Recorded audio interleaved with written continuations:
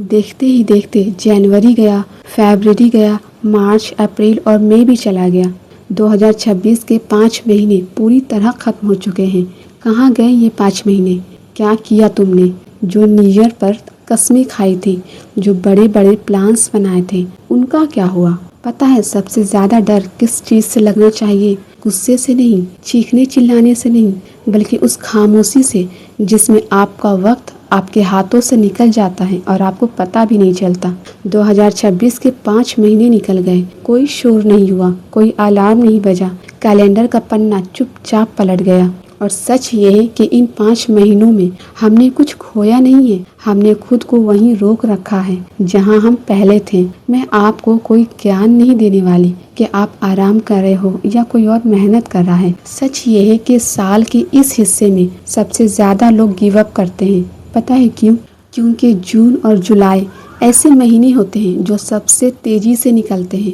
Festive season ابھی دور ہوتا ہے، نیو ایئر کا جوش کب کا ختم ہو چکا ہوتا ہے۔ آپ کو پتہ ہے کہ کام کرنا ہے، پر آپ کے اندر وہ ارجنسی ختم ہو چکی ہے۔ آپ اس انتظار میں ہیں کہ کب کوئی ایسی چیز ہو جو آپ کو بدل دے، لیکن سچائی پتہ ہے کیا ہے؟ کچھ نہیں بدلنے والا۔ اگر 150 دنوں میں آپ نے کچھ بڑا نہیں بدلا تو اگلے 210 دنوں میں بھی کچھ آٹومیٹک نہیں بدلے گا۔ چلیے 7 مہینوں کو تھوڑا ریئلسٹک بناتے ہیں۔ 7 مہینے سننے میں لگتا ہے بہت وقت ہے، اس کے ویکس میں بدل کر دیکھیے، صرف 30 ہفتے بچے ہیں۔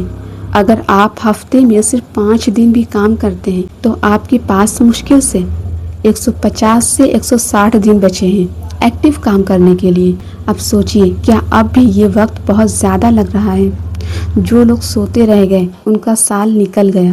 آپ کو اب کسی مہان موٹیویشن کی ضرورت نہیں ہے، آپ کو صرف اس پورے میتھ کو دیکھنے کی ضرورت ہے۔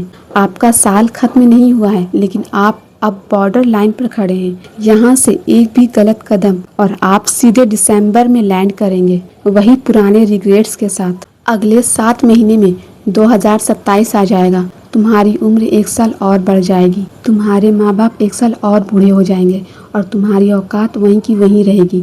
اگر ابھی بھی تمہیں غصہ نہیں آ رہا ہے خود پر تو تم زندہ نہیں ہو، تم صرف ایک زندہ لاش ہو جو دھرتی پر بوجھ ہے۔ پیسے نہیں ہیں، ٹائم نہیں ملتا، اپنے ان سستے بہانوں کا جنازہ اٹھاؤ اور انہیں دفنا دو آج۔